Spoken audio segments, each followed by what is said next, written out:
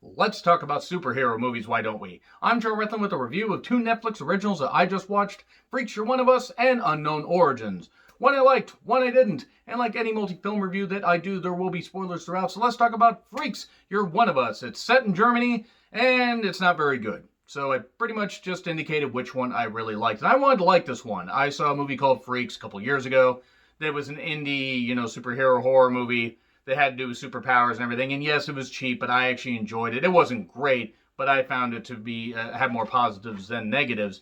And this one had a few positives. Here's the problem. It also really just had a lot of boring characters and wasn't very interesting and kind of just dragged along. And I almost fell asleep watching this. Now, it wasn't that it was bad for the first 30 minutes.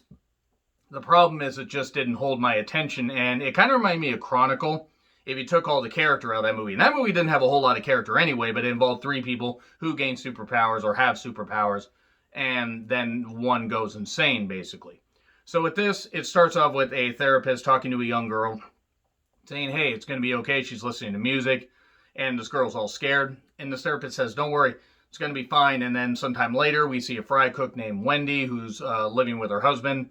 They have a son, and they both work, not the son, they both work, but times are tough and they're going to lose their house.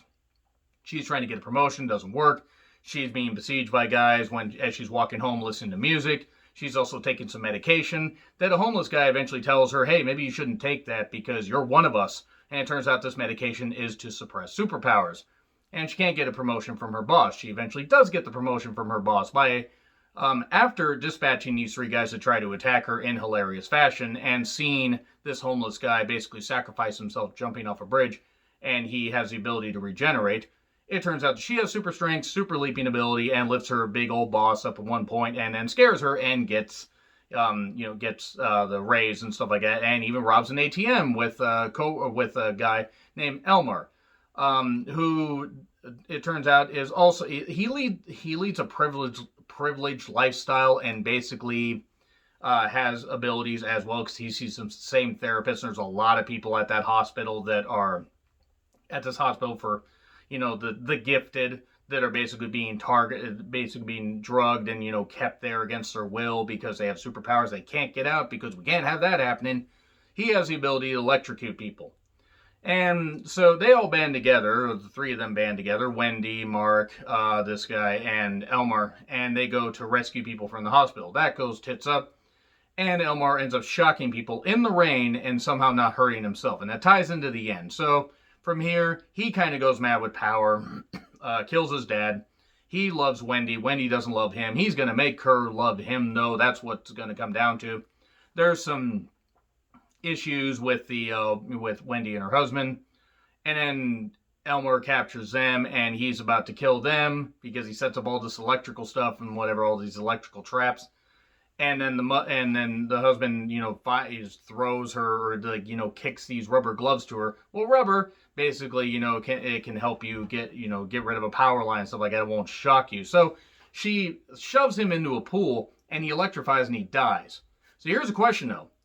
Why didn't the rain kill him when he threw out, the electrical charges at the guards, yet he, got shocked when he went in the pool? It's just, I know I shouldn't ask for much consistency, but if you're going to try to have an indie, somewhat grounded superhero movie, you might want to stay a little bit grounded.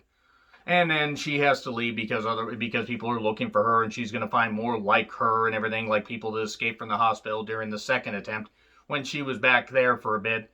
And then Elmer basically, was going to kill her family, so she had to get out. And then it's a sequel hook. Okay, and then we get a post-credit sequence with the son. It turns out the son has superpowers. He's been bullied a lot, and he can make people levitate. So there we go. That's it. D. Gets a D. I wanted to give this a B, and I would have had it been as interesting after the first 30 minutes as it was, before that point. By the second act, I probably would have found it more interesting, but it just lost me and it really bored me. So yeah, D. Now let's move on to Unknown Origins. A film I did not expect to like. You have it's set in Spain. You have a detective, David Valentin, who basically takes a case, and it leads to a series of murders that are, all based around the origin stories of various comic book superheroes, Incredible Hulk, Human Torch, Spider-Man, and the like. And David doesn't really care for comic books. There's an old detective named Cosme that he's working with, but he has cancer. He's retiring. Nobody knows he has cancer except for a few close people. And even his son, Jorge, who owns a comic book shop, doesn't know yet. And he lives at home, and he's working hard, but obviously living at home. His dad and him have a tense relationship. And in the opening scene, we see a cop that rescues some people and gets killed. Turns out this cop was the older brother of Jorge.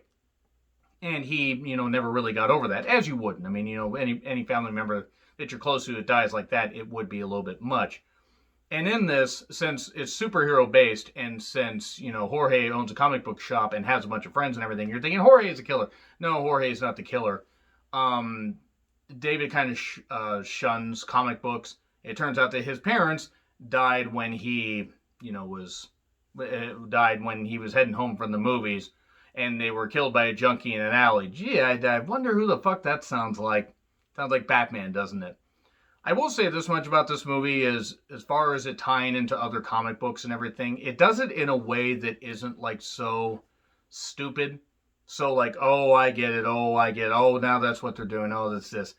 The acting's actually pretty damn good. There's also a head of homicide named Norma. Veronica, I don't actually know the actress's last name, but holy fuck, she is beautiful. She really held my attention here, but she was a pretty good character who ended up becoming a love interest for David, and she was also somebody that taught cosplay and comic or costume design at the comic book shop.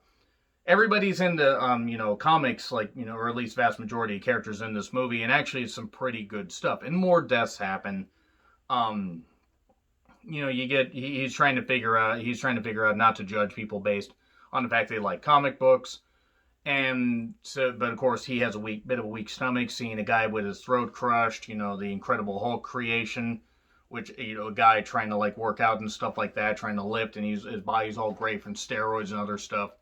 And there's a medical examiner that figures out all this stuff and everything, and these reports are all getting kind of bungled and stuff like that, but he does his job really well, and he really knows his shit. And I wonder, it's him. He's the killer. But the way they do it actually kind of fucking works. They actually can make it, they somehow make it grounded while making it also fun, and it builds well. It's not like all of a sudden, people are just like this. This is about finding strength inside you, really, is what it is. Now, I'm not going to say this movie's absolutely perfect, but I enjoyed it a whole lot more than I did. And,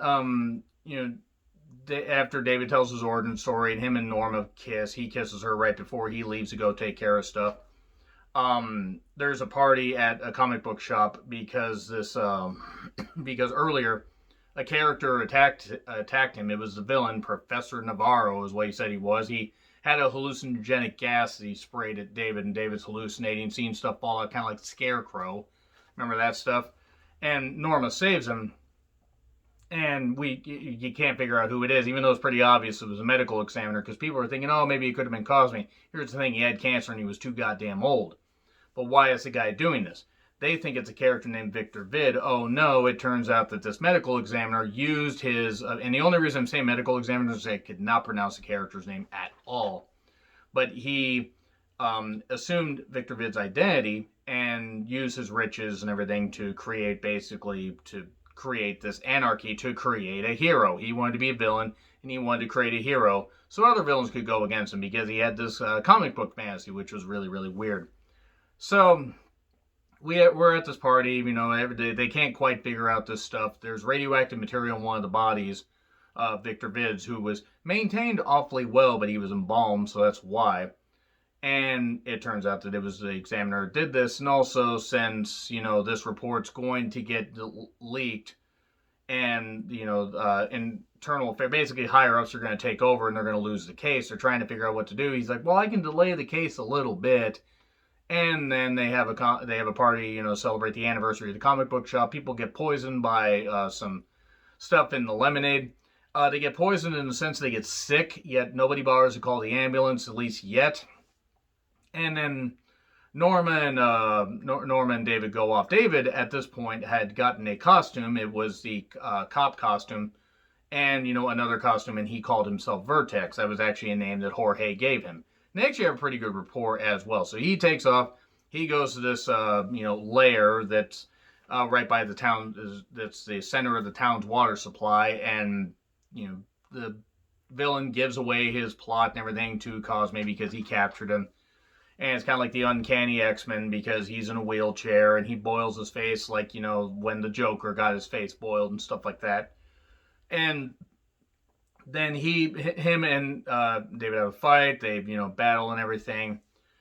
And basically what it turns out is, he couldn't recognize his face. He thought he could figure out the face of the man that killed his parents, even though it wasn't. That was just something that he put in there because, it wasn't obviously him. It was just a junkie. But that way, David had the motivation to do this. David kills him. He falls down, and David's like, David sees him. He just makes sure he falls down, and he falls down in some acid. So everything's hunky-dory. David is now Vertex, and he's a villain. Or he's a superhero, and he's going to battle villains and stuff like that. And then we go to the post-credits and stuff like that, which is actually pretty cool costume. And we go to a post-credit thing, and earlier there was a guy that, a comic book guy that had a whole bunch of, codes for how to figure out, comic book codes. He had a way to figure out who bought what comics. He had his big database. And Vertex basically says to him, no, I want that. I want this issue that you stole from my friend. And it was just kind of a funny moment if you paid attention to it. So yeah, it's hard to wrap up everything in a short review like that, but I really enjoyed this one. Unknown Origins, that is, gets an A. It was pretty good, or A minus rather. It gets an A minus. Not quite an A, but an A minus, because I really did enjoy it. It was pretty endearing, pretty goddamn moving. I'm not going to say I teared up or anything, but as far as characters and stuff like that, A minus is absolutely what it gets. So, agree, disagree with what I said, like, share, subscribe, Twitter handle in the description. I'm John Ritlin. I'll see you soon.